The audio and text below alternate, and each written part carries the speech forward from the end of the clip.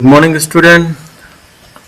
আজকে আমি ক্লাস 10 এর ইলেকট্রনিক্স এন্ড হার্ডওয়্যারের প্রথম চ্যাপ্টার নিয়ে ডিসকাশন করব।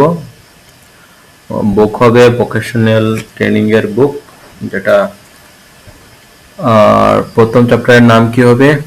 Electrical and components and motor. Electrical components and motor session প্রথমকে আমি চুজ করছি, তার নাম হলো ইলেকট্রিক্যাল সেফটি কম্পোনেন্টস। ইলেকট্রিক্যাল সেফটির জন্য যে যে কম্পোনেন্টগুলো ব্যবহার করি সেটা। প্রথমত হবে what is relay.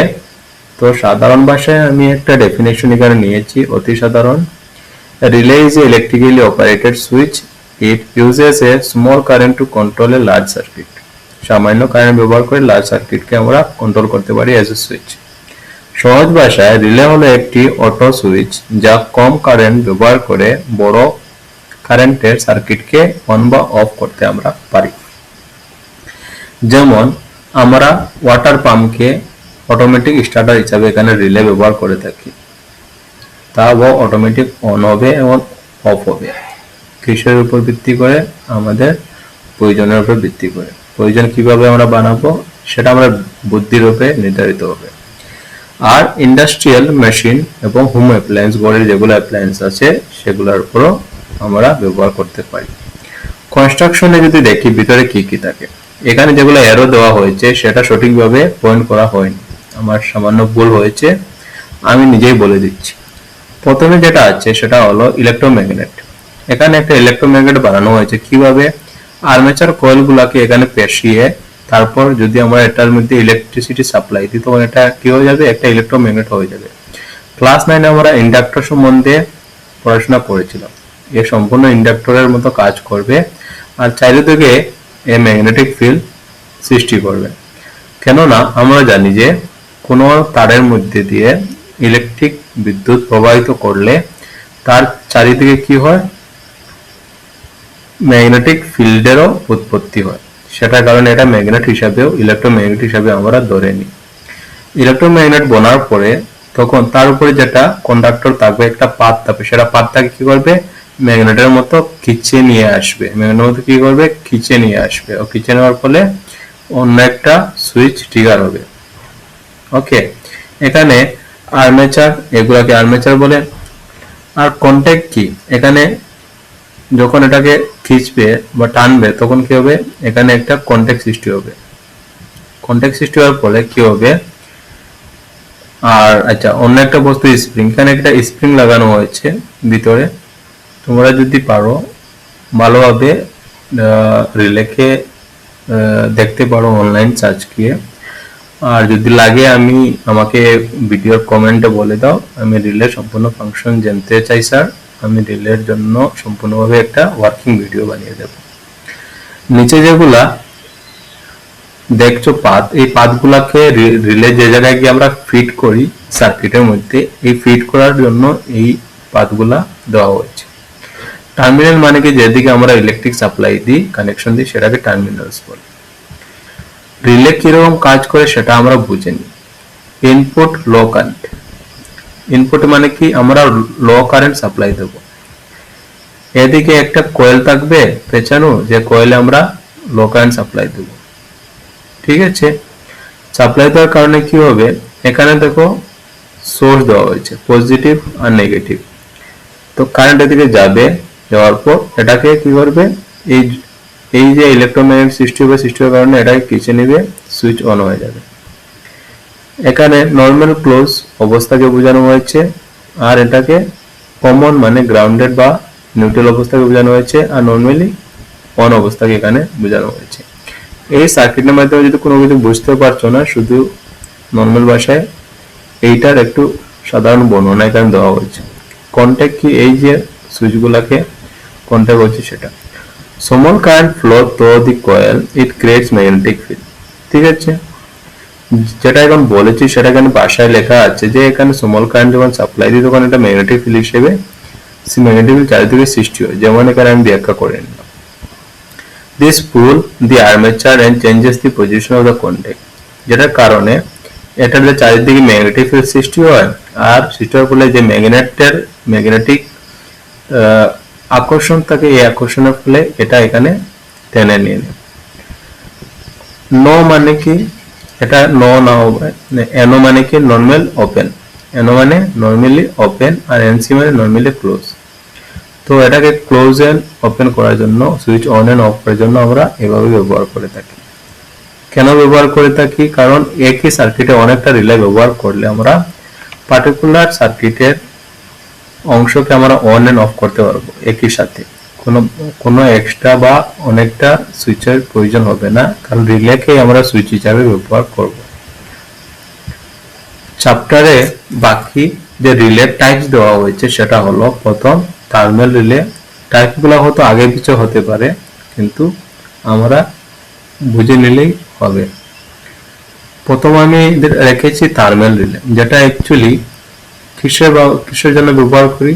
Protect equipment from overload by monitoring current and temperature. Overload current হলে একটু গরম বা ইত্যাদির যখন আমরা অনুভব করে বা এটা এজ এ সেন্সর কাজ করবে, সেটার ফলে কি হবে? সেটা সুইচ অন এবং অফ করার দায়িত্ব নেবে, বা অন হবে অফ হবে। থার্মাল মানে গরম, কিসের জন্য গরম হবে? ওভারলোড হলে বা টেম্পারেচার রাইজ হলে, overload by monitoring current and temperature. ঠিক আছে, ওভারলোড হলে টেম্পারেচার রাইজ হবে, মানে বাড়বে, বাড়ার ফলে টেম্পারেচারকে সেন্স করবে আর এটা সুইচকে বন্ধ করে দেবে। এটাকে আমরা মোটর প্রোটেকশন বা মোটরের ব্যবহার করার স্থানে আমরা এই রিলে ব্যবহার করি, যাতে মোটর বেশি গরম হলে তার অফ হয়ে যায়। আমরা সরাসরি ভাবে দেখতে পারি যে যেগুলা জুসার আছে, গ্রাইন্ডার আছে, এগুলাতে কি হয়? বেশি গরম হলে বা যেমন আমাদের ইস্ত্রি আছে, ঘরে আমরা আয়রন করি, কাপড়গুলোকে আমরা ইস্ত্রি করি, এই ইস্ত্রিতে দেখো সুইচ দেওয়া আছে, সুইচগুলো বেশি গরম হলে তার অফ হয়ে যায় আর তার অন হয়ে যায়, ঠান্ডা হলে তার অন হয়ে যায়। তো এই রিলে আমরা কোথায় ইউজ করি? ম্যাক্সিমাম ঘরেলু অবস্থায় যে ইস্ত্রি করার যেটি অ্যাপ্লায়েন্স আছে, ডিভাইস আছে, আয়রন, আমরা এটাকে ইংলিশে আয়রনও বলি, আয়রন করা মানে কাপড়ে ইস্ত্রি করার জন্য যেটা ব্যবহার করি, সেটাতে আমরা থার্মাল রিলে ব্যবহার করি। ওভারলোড প্রোটেকশন করে, এটা কি করে? ওভারলোড প্রোটেকশন করে, মানে বেশি গরম হলে তার বন্ধ হয়ে যাবে, আবার গরম কম হবে তার অন করে দেবে। ভোল্টেজ রিলে কি কাজ করে? Monitor voltage level, TRIPS when voltage goes too high or too low। ভোল্টেজের একটি মাত্রা আমরা সেট করে দেব, আর এখানে একটা ডিজিটাল স্ক্রিনে লাগানো থাকবে, আর স্ক্রিনগুলোকে আমরা সেট করে নিতে পারবো যে এই মাত্রা, মনে করো আমরা 60 ভোল্ট থেকে 200 ভোল্ট কারেন্টের মধ্যে সাপ্লাইকে আমরা এলাও করব, আর 60 ভোল্ট থেকে নিচে যদি ভোল্টেজ হয় তখন এটা কারেন্ট পাসই করবে না, এলাওই করবে না, অনই করবে না, বা 200 থেকে বেশি কারেন্ট আনলে, 230 থেকে বা বেশি কারেন্ট এলে সেটাও কি করবে না, এলাও করবে না। সো কি করবে? এটা ট্রিপ করে দেবে, মানে বন্ধ করে দেবে। when voltage goes too high or too low, বেশি হলে এবং বেশি কম হলেও এটা বন্ধ হয়ে যাবে। কোথায় ইউজ করি? রেফ্রিজারেটর, স্টেবিলাইজার, জেনারেটর ইত্যাদিতে আমরা ইউজ করি। Earth fault relay, earth fault রিলের কাজ কি? Detect leakage current to earth and trip the circuit to prevent the shock. কোথায় ইউজ করি? আরসিসিবি প্যানেলে ইউজ করি, ইন্ডাস্ট্রিয়াল প্যানেলে ইউজ করি, হোম সেফটি সিস্টেমে ইউজ করি। ঠিক আছে, তারপর এলো ইলেকট্রোম্যাগনেটিক রিলে। বইয়ের মধ্যে আমার প্রথম স্থানে এটাকে দেখা হয়েছে, আমি এটাকে চতুর্থ স্থানে রেখেছি। ইউজ ইলেকট্রোম্যাগনেটিক ফোর্স, কিভাবে? এই যে যেটা ব্যাখ্যা করেছি সেটা এই রিলে ব্যাখ্যা করেছি আমি। ঠিক আছে, use electromagnetic force to operate the switch control, automatic system হিসেবে কাজ করে, কন্ট্রোল সার্কিটগুলোকে কন্ট্রোল করার জন্য এটাকে আমরা ব্যবহার করি, যেমন সিগন্যাল সুইচিং ইত্যাদি। সলিড স্টেট রিলে কিরকম কাজ করে? সলিড স্টেট রিলেতে আমরা অনেক ধরনের ট্রানজিস্টর বা ডায়োড এসব ব্যবহার করে থাকি। সলিড স্টেট রিলে সেন্সরের মতো কাজ করে, মানে যেমন আমি যদি বলি আমরা একটা এলডিআর ইউজ করেছি। এলডিআর মানে লাইট এমিটিং ডায়োড। যদি এটার মধ্যে লাইট এসে পড়ে তখন তোমার সার্কিটকে অন করবে এবং অফ করবে। তোমরা অনেকজনে লাস্ট ইয়ার প্রজেক্টও বানিয়েছো এলডিআর ব্যবহার করে। তো এলডিআর কেও আমরা রিলের মধ্যে ব্যবহার করতে পারি। Uses electric component instead of moving parts fast and long time. ঠিক আছে, কোথায় ইউজ করি? CNC machine, heating control, industrial automation ইত্যাদিতে আমরা সলিড স্টেট রিলে ইউজ করি। তার নাম সলিড স্টেট রিলে কেন? কারণ আমরা অনেক ধরনের সেমিকন্ডাক্টর ডিভাইস বা কম্পোনেন্ট গুলো ইউজ করতেছি এই ডিভাইসকে বানাতে বা ব্যবহার করতে। নেক্সট, সার্কিট সিস্টেম বা সার্কিটের সিম্বল গুলো আমরা দেখবো। সার্কিটের সিম্বল কয়েলের সিম্বল এরকম থাকে। কমন মানে কি গ্রাউন্ডের বা নিউট্রাল পয়েন্ট কে, এনও মানে কি এখন ডিসকাস করেছি, আর এনসি মানে কি সেটা আমি ডিসকাস করে নিয়েছি। যেটা ডিসকাস করে নিয়েছি আমি বারবার ডিসকাস করব না, ভিডিওকে লেন্থি বানাবো না। পয়েন্ট 6 আমরা জানবো the typical connection diagram. Connection কিভাবে হবে? কোয়েল সাপ্লাইয়ের জন্য দুদিকে আমরা পজিটিভ নেগেটিভ তারের কারেন্টের সাপ্লাই দেব, আর অন্য স্থানে কি থাকবে? এনও এনসির কানেকশন থাকবে, আর কমনের একটা কানেকশন থাকবে। সিম্পল ডায়াগ্রাম, সার্কিট ডায়াগ্রামের কানেকশন। অ্যাডভান্টেজ কি? মানে এটা ব্যবহার করে আমাদের কি লাভ হয়? Control high voltage with low voltage circuit. ঠিক আছে, আমরা কি করতে পারি? লো ভোল্টেজ সাপ্লাই দিয়ে আমরা হাই ভোল্টেজ কারেন্টের সার্কিট গুলাকে আমরা সুইচ হিসাবে ব্যবহার করতে পারি। Next, provides isolation. এটা কি করে? আইসোলেশন মানে বন্দি অবস্থায় বা এটাকে বাকি অনেক কিছু ময়েশ্চার বা আউটার কন্ট্যাক্ট বা বাহার থেকে বা বাইরে থেকে কোনো ধরনের টাচ ইত্যাদি থেকে বাঁচিয়ে রাখে। অটোমেটিক অপারেশন, এটা অটোমেটিকলি কাজ করে। ইমপ্রুভ সেফটিও ইমপ্রুভমেন্ট বাড়ায়, আর লং টার্ম ব্যবহার করতে পারে, লং লাইফ। ঠিক আছে, সেফটি টিপসে আমরা কি জানবো? যে always check coil voltage before connection. Coil ভোল্টেজকে বারবার চেক করব। Do not touch terminals when power is on অবস্থায় এটাকে আমরা টাচ করব না, কারণ আমাদের হাতে টাচ করার ফলে হয়তো কানেকশন সৃষ্টি হতে পারে আর শর্ট সার্কিটের চান্স বেশি থাকে।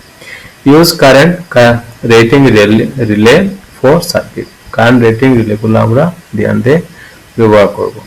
Keep relay clean and properly mounted. রিলেকে সুন্দরভাবে ইনস্টল করা উচিত। ইনস্টল মানে লাগানো উচিত, আর সাফ সুতরা করে রাখা উচিত।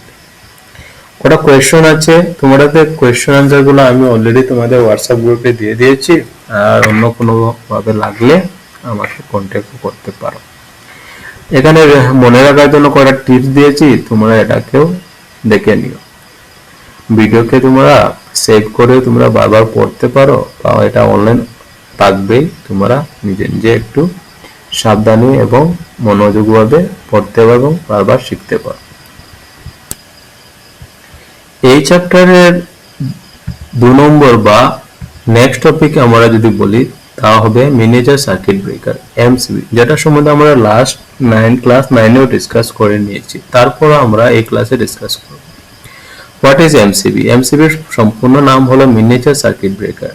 is an automatic electrical switch. It protects wiring and appliances from damage caused by overload or short circuit.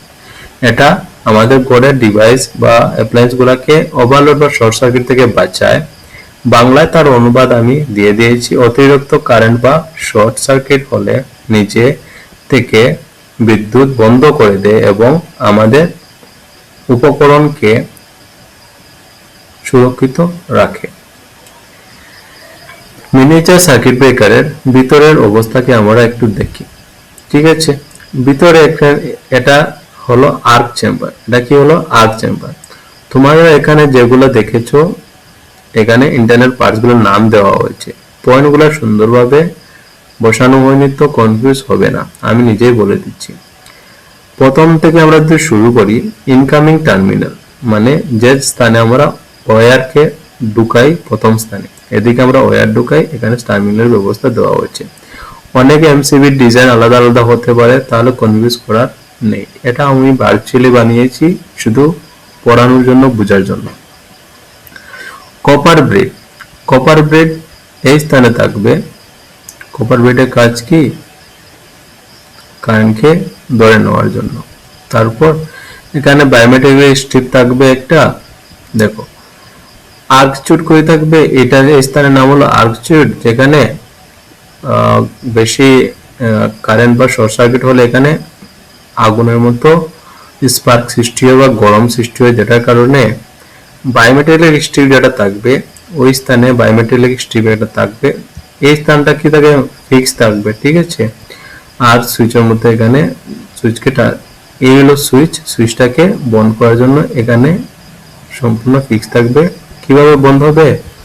যখন আর্ক চেম্বারে আগুন জ্বলবে বা গরম হবে তখন বায়োমেট্রিক স্ট্রিপটি একটু বাঁকা হয়ে যাবে, এখানে সরে যাবে, তো কানেকশন কি হবে?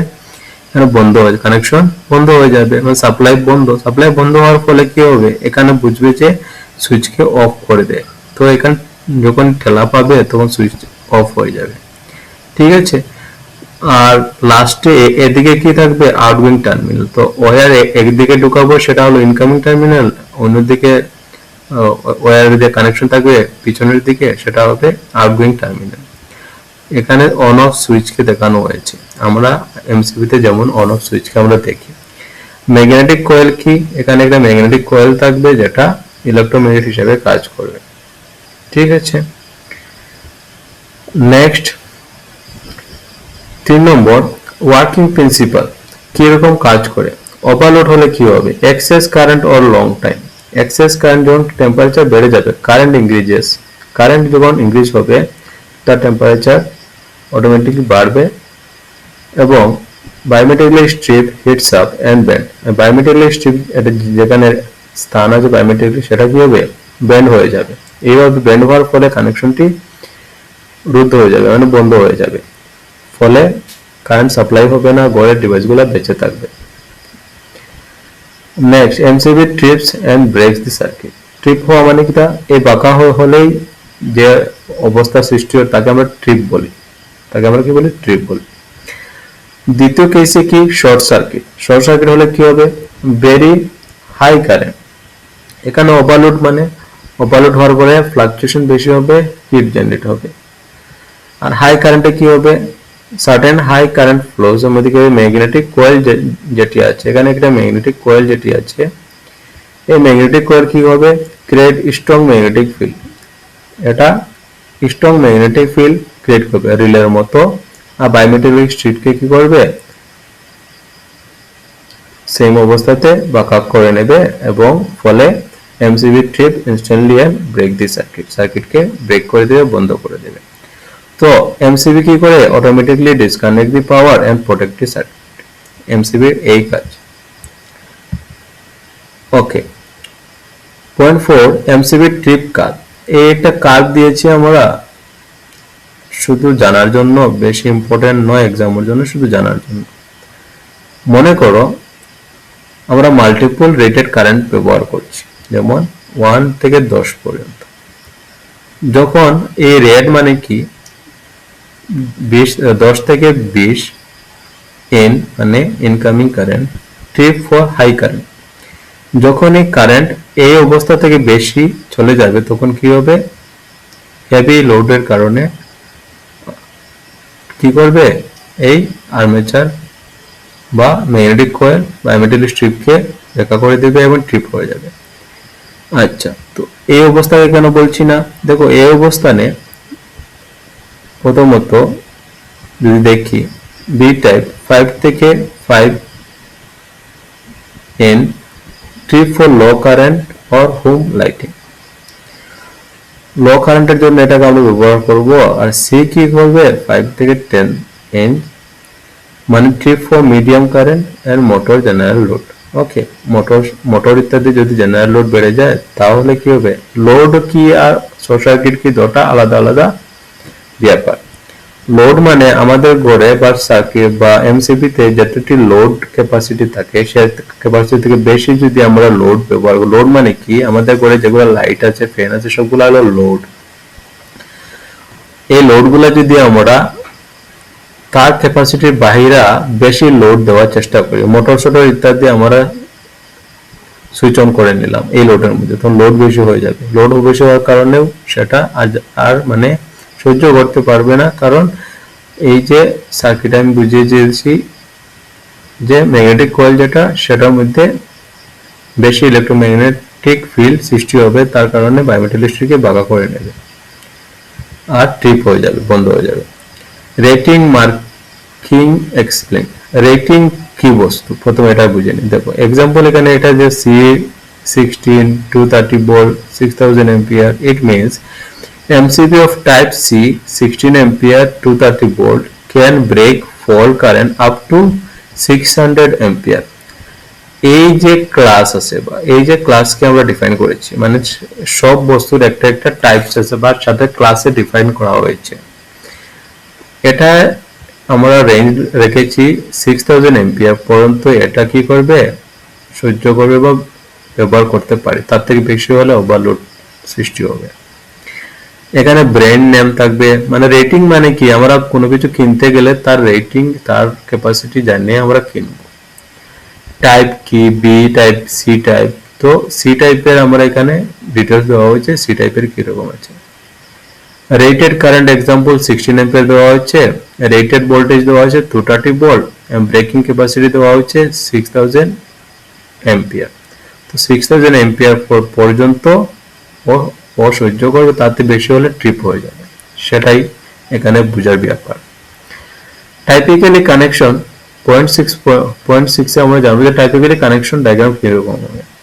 ফেজ থেকে একটা কানেকশন এদিকে যাবে আর নিউট্রাল আরেকটা কানেকশন অন্যদিকে আমরা ঢুকাবো, ইনকামিং এন্ড আউটগোয়িং টার্মিনাল।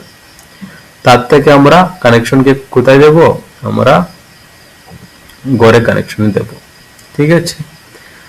তো MCB should always be connected in series, সিরিজে কানেকশন হবে, ঠিক আছে, মানে এক সাইডে পজিটিভ থাকবে এক সাইডে নেগেটিভ থাকবে, with a phase L wire, ঠিক আছে, not in natural wire. L wire ব্যবহার করব, ন্যাচারাল ওয়্যার ব্যবহার করব না আমরা, নরমালি যেগুলো তার তাকে এগুলা নয়। নেক্সট 7 পয়েন্ট আমরা কি দেখব, যে অ্যান অ্যাপ্লিকেশন অফ এমসিবি কি কাজে ব্যবহার করি আমরা। হোম ইলেকট্রিক্যাল ওয়্যারিং, গড়ের ওয়্যারিং এ আমরা এমসিবি ব্যবহার করি। কমার্শিয়াল বিল্ডিং, বড় বড় বিল্ডিং যেগুলাতে দোকান এগুলো আছে, কাপড়ের দোকান, মোবাইলের দোকান, যেগুলো জায়গাতে কিনা বিক্রয় হয় এগুলাতে আমরা ব্যবহার করি। তারপর ইন্ডাস্ট্রি, যেগুলাতে কোনো মেশিনারি বস্তু ম্যানুফ্যাকচার করা হচ্ছে, বানানো হচ্ছে, কোনো কিছু বানানো হতে পারে, কাপড়ও বানানো হতে পারে, যে কোনো কিছু বানানো হচ্ছে, এই স্থানকে আমরা ইন্ডাস্ট্রিজ বলি। আবার মোটরে ব্যবহার করি আমরা, এয়ার কন্ডিশনার, এসিতে এবং সোলার পাওয়ার সিস্টেমে আমরা ব্যবহার করে থাকি। ব্যবহার করার লাভ কি, অ্যাডভান্টেজ কি, অটোমেটিক্যালি কাট অফ হয়ে যায়, পাওয়ারকে কাট অফ করে দেয়, আর protect from overload and short circuit থেকে আমাকে বাঁচিয়ে রাখে। ইজি টু রিসেট, আবার রিসেট করতে পারি, কারণ ওর তো ট্রিপ করে দেবে, বাঁচিয়ে দেবে, তারপর আমরা কানেকশনকে ঠিকঠাক করে সেটাকে আবার অন করে দিতে পারি। বেটার সেফটির জন্য ব্যবহার করি, long life and reliable. Safety tips কি, নেভার বাইপাস এমসিবি, বা এমসিবি কে বাইপাস করবে না। বাইপাস মানে কি, ফেজ আর নিউট্রাল দুটাকে কানেকশন ডাইরেক্টলি দেওয়ার চেষ্টা করবে না, বা বাইপাস করার কোনো দরকার নেই, এসব করার কোনো দরকারই নেই। এগুলো শুধু প্রিকশনের জন্য দিয়ে দিয়েছি, এক্সাম পারপাসের জন্য নয়, প্র্যাকটিক্যাল এক্সামের জন্য এক্সটার্নাল যদি জিজ্ঞেস করে তোমরা আনসার দিতে পারবে। Do not touch MCB with wet hand, বিঘা মানে জ্বলন্ত, বা যদি হাতে জল থাকে বা হাতে ময়শ্চার থাকে, এই অবস্থায় বিঘা অবস্থায় তোমরা টাচ করবে না। চেক এমসিবি রেগুলার চেক করতে হবে ড্যামেজ হয়েছে কি না। কিছু ডিফারেন্স আমি এখানে দিয়েছি যে পয়েন্টগুলো, এমসিবি আর ফিউজের মধ্যে ডিফারেন্স কি, অনেকজনের ডাউট হতে পারে স্যার এমসিবি আর ফিউজের ডিফারেন্স কি। তো এমসিবি যদি আমরা অপারেশন ভিতরে কাজ কিরকম, এমসিবি অটোমেটিক কাজ করে, ফিউজ কি ম্যানুয়ালি কাজ করে, ঠিক আছে। Reusability, reusable, one time use. Fuse কি, একবার যদি ফিউজের ভিতরে তার জ্বলে যায় তাহলে আমরা আর এটাকে অন করতে পারবো না, এটার ভিতরে তারকে আমরা কি করতে পারবো, রিপ্লেস করতে লাগবে, বা ফিউজকে রিপ্লেস করতে লাগবে। ডিসি ফিউজটা রিপ্লেস করতেই লাগে। এসি ফিউজ গড়ে যেগুলো আছে ক্যাট আউট, যেগুলোকে বলি আমরা তো এগুলাকে আমরা তার রিপ্লেস করে আমরা ব্যবহার করতে পারি, কিন্তু অটোমেটিক তো ব্যবহার হবে না, নিজেই করতে লাগবে, এটাকে ম্যানুয়ালি বলা হয়। সেফটি পারপাস এটা মোর সেফ, এটা লেস সেফ, ঠিক আছে। এটা ব্লাস্টও হয়ে যেতে পারে কারণ যদি বেশি কারেন্ট হয়। তো স্পিড কি, এটা বহুত ফাস্ট, এটা বহুত স্লো। আর কস্ট কি, এটা হাইয়ার, এটা লোয়ার কস্ট, এটা সামান্য কস্টে পাওয়া যায়। ইম্পর্টেন্ট কোয়েশ্চেন গুলা দেওয়া হয়েছে, এগুলা দেখে নিও। অলরেডি কোয়েশ্চেন আনসার তোমাদেরকে আমি দিয়ে দিয়েছি, তো চিন্তা করার কোনো কিছু নেই। মনে রাখতে হলে এই সার্কিট ব্রেকারের সম্পূর্ণ নামগুলো মনে রেখো, ঠিক আছে।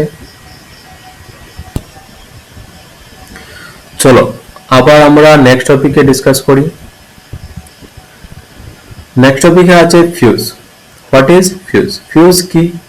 ফিউজ একটা safety device use to protect an electrical circuit from over current. Over current যদি সাপ্লাই হয় তখন ফিউজকে আমরা ব্যবহার করি।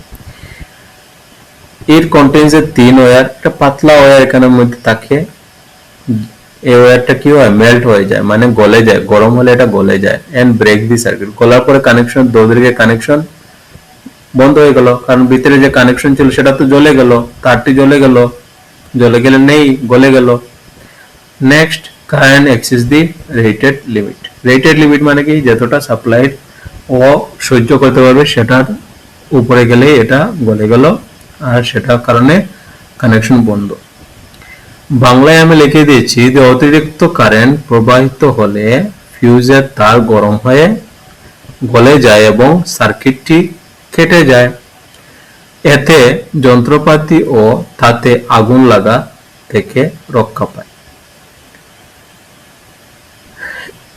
এন্ড কে ফিউজের কনস্ট্রাকশন, মানে ফিউজের ওভারঅল কিভাবে দেখতে বা পার্টিকুলার পার্টের নাম কি। তার যে বাইরের দিকে একটা ক্যাপ লাগানো থাকে যেটা দিয়ে আমরা বন্ধ করে রাখি, সেটা হলো এন্ড ক্যাপ, যেটা মেটালের বানানো থাকে। ফিউজ ওয়্যার, ভিতরে যে ওয়্যার যেটা থাকে এটাকে ফিউজ ওয়্যার বলে।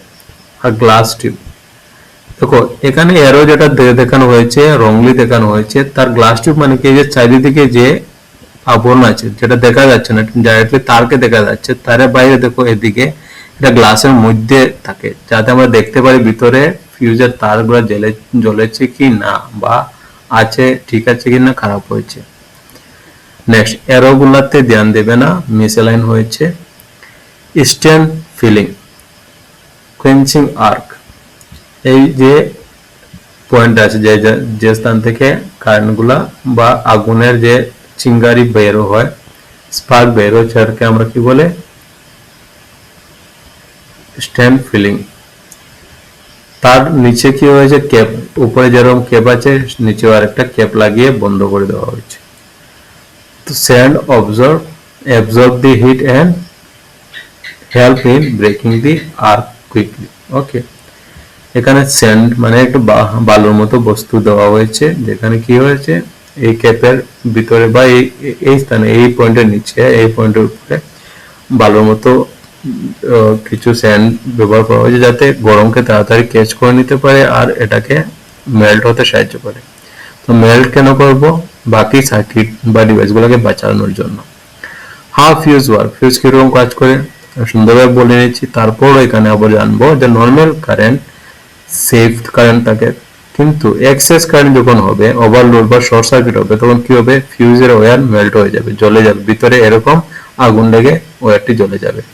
কারণে কি হবে, সার্কিট ব্রেক হবে, মানে দুদিকে কানেকশন বন্ধ হয়ে যাবে। বাকি আমাদের ঘরের বা যে বস্তুগুলা এই ফিউজের সঙ্গে জড়িত আছে, ফিউজকে আমরা সাপ্লাই সঙ্গে কানেক্ট করে রাখি যাতে ডিভাইসগুলো বেঁচে থাকে। সিম্পল। নিচে কিছু লাইন দেওয়া হয়েছে যেগুলো আমি বলে দিচ্ছি, সেটা পড়ে নেবে দরকার পড়ে। কিছু টাইপস অফ ফিউজকে আমরা দেখব। মিনি ফিউজ, এইসব ফিউজ নর্মালি আমরা গাড়ি বা বাইকের সার্কিট গুলাতে আমরা দেখতে পাই। যারা দেখেছো তা ভালো, যারা দেখোনি দেখতে পারো চেষ্টা করলে। Use in automobiles electronics, automobile মানে গাড়ি ইত্যাদি যে ডিপার্টমেন্ট আছে বা এইসবগুলোকে অটোমোবাইল বলা হয়।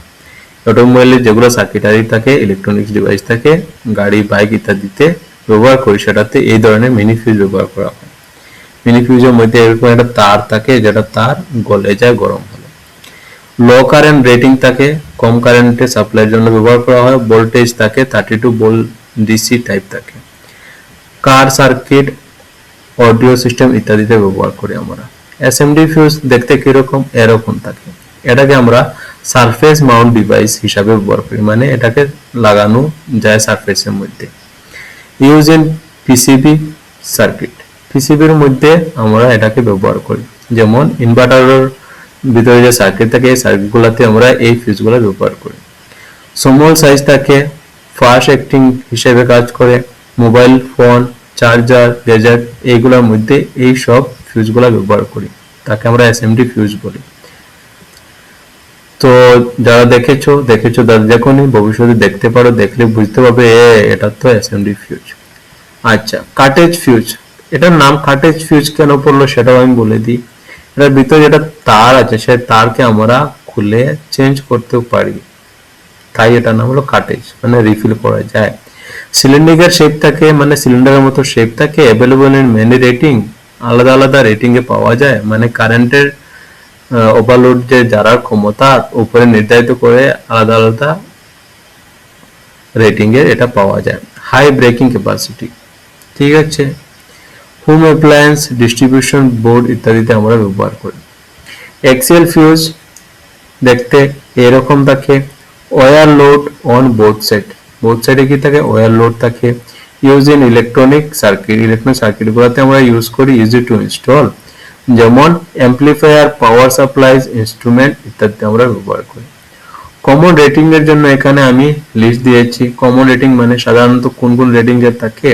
ভোল্টেজ 250 থেকে 500 ভোল্টেজের মধ্যে থাকতে পারে, আর কারেন্ট 250 মিলি অ্যাম্পিয়ার থেকে 500 মিলি অ্যাম্পিয়ারের মধ্যে থাকতে পারে।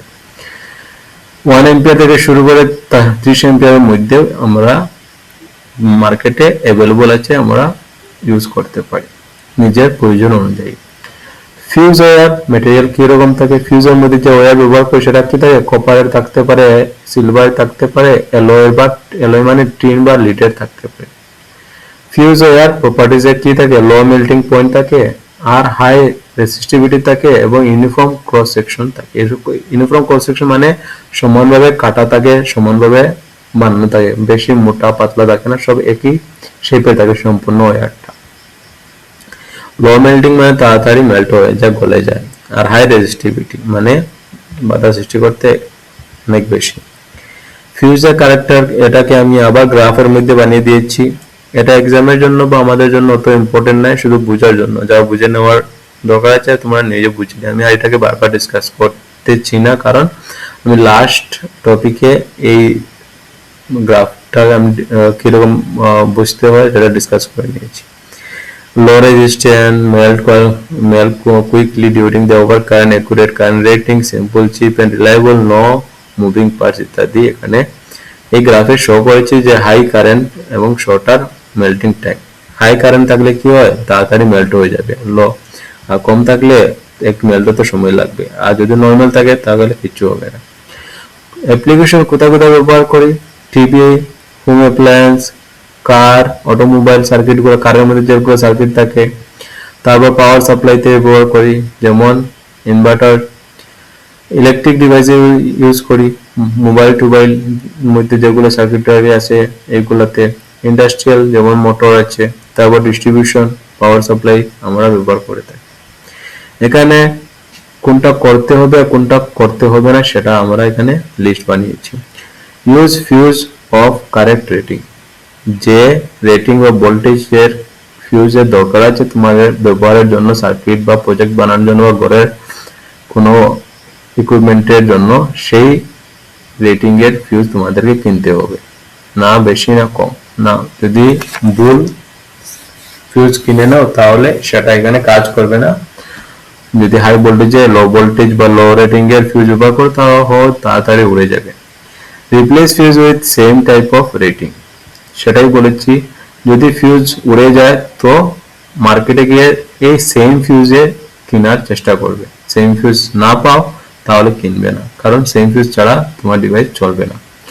Keep spare fuse of require rating, same কথা এখানে বলেছে। Check and find reason of fuse block, আর ফিউজ উড়ার, ফিউজ যে জ্বলে গিয়েছে সেটার আগে রিজন খুঁজে বের করো, যে তোমার মেইন সার্কিটে কোন জায়গার কি হয়েছে, কি কারণে ফিউজটা উড়েছে, আগে সেটাকে তোমার ফিক্স করতে হবে। কি করতে হবে সেটা এখানে বলে দিয়েছি, যে never use wire or coin in place of the fuse, ফিউজের স্থানে অন্য কোনো বস্তু ব্যবহার করবে না টাকা বাঁচানোর জন্য, সেটা অনেক ক্ষতিকর হতে পারে। Do not use higher rating fuse, ঠিক আছে, যে ফিউজ যে স্থানের জন্য সেটাই ব্যবহার করবে। ডু নট বাইপাস ফিউজ, ফিউজকে বাইপাস করার চেষ্টা করো না। বাইপাস মানে কি, ফিউজ সরিয়ে আমি ডাইরেক্ট তার লাগিয়ে দিলাম, তো সেটা করবে না, কারণ ভবিষ্যতে যদি কোনো কিছু হয় ফিউজের স্থানে তোমার সম্পূর্ণ সার্কিটটাই নষ্ট হয়ে যাবে। Do not touch circuit with wet hand, আবার বলছি এখানে বিঘা হাতে তোমরা সার্কিটগুলো ইউজ করবে না। এখানে একটা সার্কিট ডায়াগ্রাম দেওয়া হয়েছে, এটা বোঝার চেষ্টা করে নিও। সিম্পল সার্কিট ডায়াগ্রাম, এল ফেস এল মানে কি, ফেসের থেকে ফিউজে আমরা কারেন্ট সাপ্লাই দিচ্ছি, আর এখানে লোড মানে কি, যেটা ব্যবহার করছে, মোবাইল হতে পারে, কোনো ইনস্ট্রুমেন্ট হতে পারে, সার্কিট হতে পারে, সেটাকে লোড বলি আমরা। লোড এখানে নিউট্রাল পয়েন্টের সঙ্গে কানেক্ট থাকবে, ঠিক আছে। ইনকারেক্ট ডায়াগ্রাম এখানে দেওয়া হচ্ছে, উইদাউট ফিউজ, ঠিক আছে। কটা কোয়েশ্চন আছে যেগুলা বহুত ইম্পর্টেন্ট হয়, দেখে নেবে।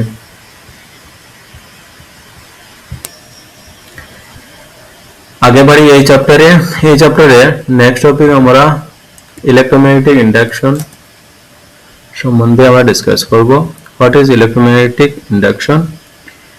It is the phenomenon of producing electromagnetic force, যেটাকে আমরা শর্ট ফর্ম ইএমএফ বলি, in a conductor when it cuts magnetic field lines, যখন ম্যাগনেটিক ফিল্ড লাইন্স গুলার সঙ্গে ছেড়াছড়ি করে, মানে আশেপাশে যায়, তখন সেটাকে আমরা কি বলি, ইলেকট্রোম্যাগনেটিক ইন্ডাকশন বলি, সোজা কথা।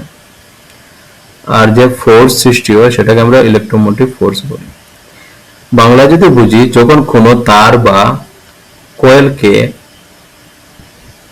চুম্বক ক্ষেত্রের মধ্যে নড়াচড়া করা হয়, তখন তার মধ্যে ইএমএফ তৈরি হয়। সিম্পল। এক্সপেরিমেন্টের মাধ্যমে আমরা জানবো ফ্যারাডেস এক্সপেরিমেন্ট। ফ্যারাডে একটা ভোল্টেজ মিটারকে একটা আর্মেচার কয়েল বানিয়েছেন, একটা মেটালের মধ্যে কয়টা কপার তারকে পাশিয়ে তার 2 পয়েন্টকে একটা ভোল্টেজ মিটারে লাগানো হয়েছে। তখন তারপর একটা ম্যাগনেটকে তার চারিদিকে কি করেছেন, নড়াচড়া করতেছেন। করার ফলে তার মধ্যে ইলেকট্রোমোটিক ফোর্সের সৃষ্টি হয়, এবং সৃষ্টি হলে দেখা যায় যে কারেন্ট সাপ্লাই এখানে যাচ্ছে, মানে ভোল্টেজে এই ভোল্টমিটারে একটু ফ্লাকচুয়েশন দেখা যাচ্ছে। যেহেতু এটা ভিডিও নয়, একটা পিকচারে আমি বুঝে দিতে হবে, তো এখানে একটু ভোল্টেজ আপ ডাউন করবে, সেটাই আমরা বুঝে নিয়েছি যে এখানে একটা ইএমএফ সৃষ্টি হয়েছে। এটাকে ফ্যারাডেস ল বলে। When magnet is moved into the coil, galvanometer, এটা ভোল্টমিটার বা গ্যালভানোমিটার হতে পারে, ঠিক আছে, মানে ভোল্টমিটারে কাজ করে। shows deflection. When magnet is moved out of the coil, deflection occurs in opposite direction. আর ম্যাগনেটকে সরিয়ে নিলে কি হয়, তখন যে ভোল্টেজ বা কারেন্ট যে তৈরি হতে চলে সেটাও জিরো চলে আসবে, মানে বন্ধ হয়ে যাবে। When magnet is kept stationary inside the coil, no deflection occurs. আর যদি এটা রেখে দেয়, এটার মধ্যে যদি শুধু রেখে দিই আমরা, কোনো কিছু নড়াচড়া না করিয়ে, তখন কি হয়, তো কোনো মোমেন্টাম বা কোনো কিছু ভোল্টেজ আপনার দেখা যায় না। এতে আমরা কি বুঝে নিয়েছি, যে এটাকে যদি আমরা কয়েলের চারিপাশে নড়াচড়া করি, তখনই তার মধ্যে বিদ্যুৎ প্রবাহিত হওয়ার স্থান দেখা যায়।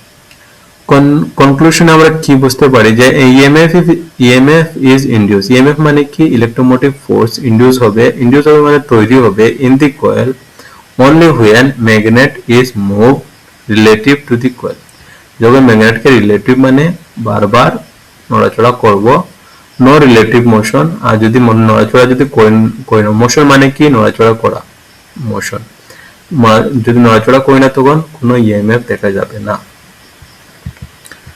ওকে, পয়েন্ট 3 তে আমরা কি বুঝবো? Conditions for induction. there must be relative motion.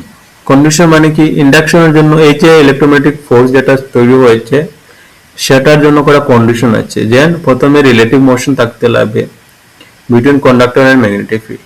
Conductor আর ম্যাগনেটিক ফিল্ডের মধ্যে যে মোশন যেটা আছে, নড়াচড়া করা বা নড়াচড়া করতে থাকবে, মানে একটা মোমেন্টাম থাকতে লাগবে, তাকে মোশন বলি আমরা। কন্ডাক্টর মাস্ট কাট ম্যাগনেটিক ফিল্ড লাইন্স। আর কন্ডাক্টর যেটা আছে সেটা ম্যাগনেটিক ফিল্ড লাইন। এখানে কন্ডাক্টর কোনটা? এটা কন্ডাক্টর, এটা ম্যাগনেট। তো এই যে ম্যাগনেটের ফিল্ড লাইন, ম্যাগনেটের চারিদিকে তার ফিল্ড লাইন আছে, তার একটু চুম্বকত্ব প্রবাহ যেটি আগে একটা এরিয়া নিয়ে ওর চুম্বকত্ব থাকে, এই এরিয়ার মধ্যে এটা আসতে হবে। If no cutting of field lines no EMF. আর যদি দূরে সরিয়ে নেও তাহলে কোনো ইএমএফ সৃষ্টি হবে না। ঠিক আছে, ইম্পর্টেন্ট পয়েন্ট আছে যেটা আমি অলরেডি বলে নিয়েছি, সেটা দেখে নেবে।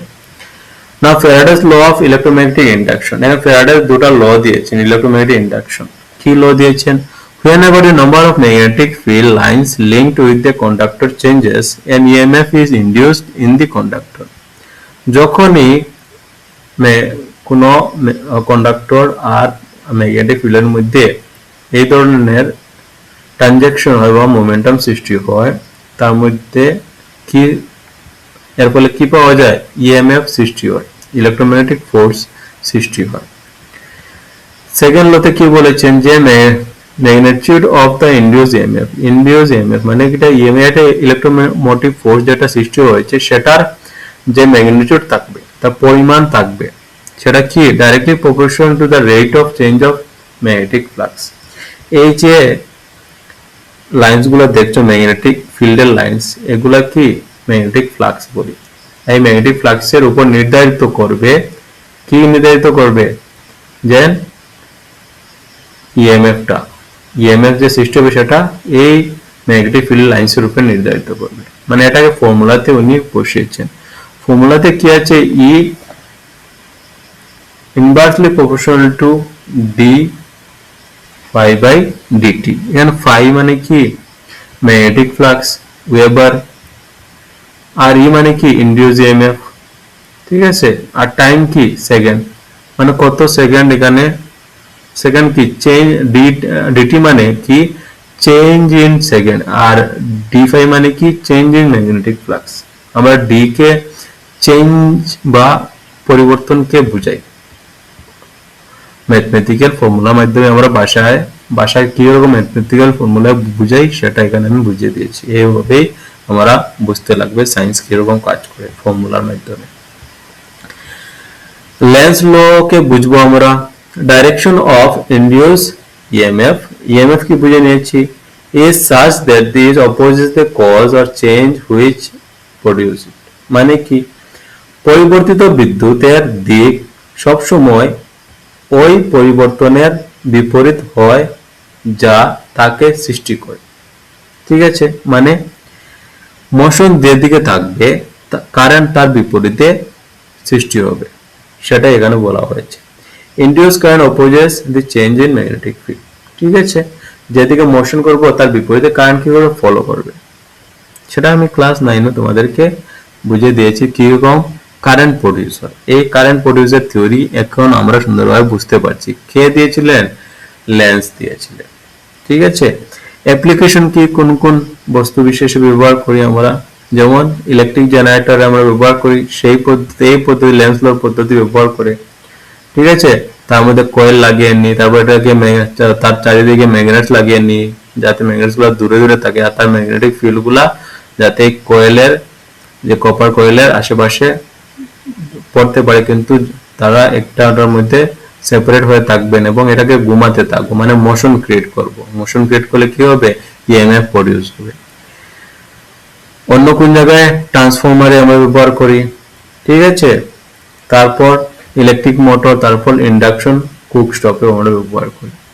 এক্সাম্পল এখানে দেওয়া হয়েছে, যখন আমরা এইভাবে লেন্স লগে ব্যবহার করি আর তার থেকে আমরা দুদিকে দুটা তার নিয়ে একটা বাল্বকে জ্বালাই তখন মোমেন্টাম হলে বাল্ব জ্বলবে, মোমেন্টাম বন্ধ বাল্ব জ্বলবে না।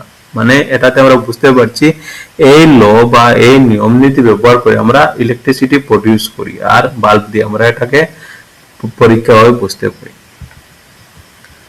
নাও EMF equation in a coil, EMF equation in a coil।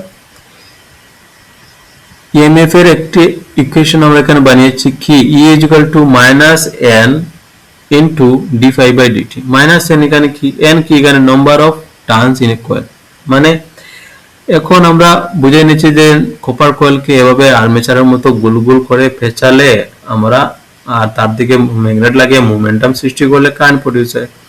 এখন কি বলেছে এখানে -n মানে কি, number of minus sign according to the Lenz law. ঠিক আছে, লেন্স ল এ -n দিয়েছেন কি জন্য দিয়েছেন, যে নাম্বার অফ কয়েল যেটা থাকবে, টার্ম যেটা থাকবে, যত বেশি হবে অত বেশি বিদ্যুৎ প্রবাহিত হবে বা কারেন্ট প্রবাহিত হবে, যেটাকে আমরা ইএমএফ বলি। ঠিক আছে, বাকি সিম্বলের নাম তো আমরা অলরেডি জেনে নিয়েছি। ঠিক আছে, এন কে ইন্ট্রোডিউস কেন করা হলো, পরবর্তীকালে যখন পরীক্ষা করা হলো দেখা গেল যে যদি আমরা আর্মেচার কয়েলের টার্নস গুলা বাড়িয়ে দিই তখন কি হয়, ইএমএফ এর পরিমাণও বদলে যায়। নাও ফ্লেমিংস রাইট হ্যান্ড রুল কে আমরা দেখবো। এখানে ফ্লেমিংস রাইট হ্যান্ড রুল কেন দিয়েছেন বোঝার জন্য, যেমন একটা তারের মধ্যে বা একটা কন্ডাক্টরের মধ্যে যখন কারেন্ট প্রবাহিত হয় তখন যদি এটা তার মনে করি, এটাকে যদি তার মনে করি বা এটাকে যদি আমরা এই অবস্থাকে মনে করি, তখন থাম যে আঙ্গুলি আছে সেটা কি করে, মোশন অফ কন্ডাক্টর বলে, কন্ডাক্টরের যে মোশন গতিকে বোঝায়। আর এই আঙ্গুলি কি বোঝায়, ফার্স্ট ফিঙ্গার কি বোঝায়, ম্যাগনেটিক ফিল্ড কে বোঝায়, ম্যাগনেটিক ফিল্ড কে বোঝায়। আর বাকিগুলা কি বোঝায়, মিডল ফিঙ্গার এই স্থানে থাকবে, মানে এইদিকে তার ইনডিউস কারেন্ট, মানে কি ইএমএফ কে বোঝায়। ঠিক আছে, তো যাই হোক আমি যতটুকু পেরেছি সেটা কমপ্লিট করেছি। কোয়েশ্চেনগুলা দেখে নিও, আর কিছু ইম্পর্টেন্ট কি টিপস এখানে দেওয়া হয়েছে শর্ট ফর্মে রিভিশনের জন্য, এটাকেও দেখে নিও। ভিডিওটিকে তোমরা সম্পূর্ণ দেখে একটা বা সম্পূর্ণভাবে দেখে কি লাগলো, ভালো লাগলো, বা আমার এনার্জি লেভেল আজকে অনেক কম আছে বলেও আমি চাই তোমরা কমেন্টে ডিসকাস করো বা ভিডিওটি কি রকম হয়েছে, ভালো হয়েছে, বোঝা গেছে কি না গেছে সেটাও তোমরা বলে দাও। আর পরবর্তীকালে যদি চাও আরো সুন্দরভাবে ভিডিও আমি বানিয়ে তোমাদেরকে পড়ার জন্য ব্যবস্থা করে দিতে পারি। Okay, then complete the syllabus. And syllabus means এই প্রথম চ্যাপ্টারটাকে কমপ্লিট করো প্রথমে, দেখি কি হয়।